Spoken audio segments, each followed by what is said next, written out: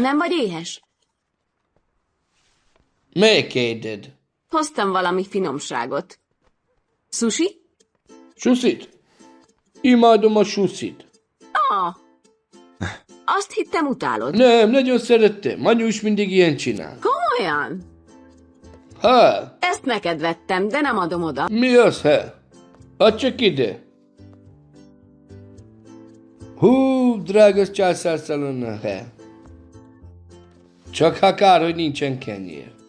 Nem kérek kommentárt. Mindenre gondoltam.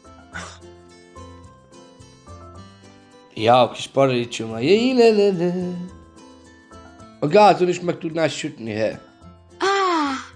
Hogy te mekkora zseni vagy, de ahhoz meg kellene nyitnunk a gázcsapot. Ja, van, inkább csendben maradok.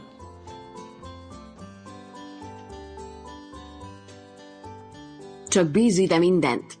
Mindenre gondoltam. Nem lesz semmi gond. Azt hiszem, elment az áram. Biztos lecsapta valahol. Akkor mit csinálsz még itt? Menj is, javítsd meg! Dick, hát mivel kell? Villanyszerelő? Ha hol a villanyára? Honnan tudnám, Kemal? Életemben nem láttam villanyórát. Mind nevet? Szerinted? Én is veled megyek. Félek, hogy valami lemászik a padlásról, és megtámad, amíg itt hagysz. Ne hagyj egyedül. Nem tudom, te kinek kelleneid. Senkinek. Ha lement a villany, nem töltöttetek a kártyára. És most mihez kezdjünk? Ha menj el a kis balba, töltse rá vagy 2000-et. Nem hiszem el, pedig az egész estét tökéletesen elterveztem. Ja, van, már adok egy pofont. Most hideg marad a szendvicsed.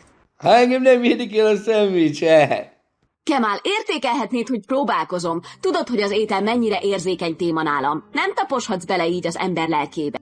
Henny, hát te állandóan ennél. Avval a büdös gyomroddal, hogy állandóan megáldva, Nagyon vicces. Miattad aggódom, nekem megvan a vacsorám. Nekem nem kell a tennivalót, ha veszek el magamnak. Jól van, akkor én sem eszem semmit. Afrikában éheznek, te pedig kritizálod, hogy kihűlt a hülye szendvicsed. Menjél most már innen térd, mert szanaszítverlek,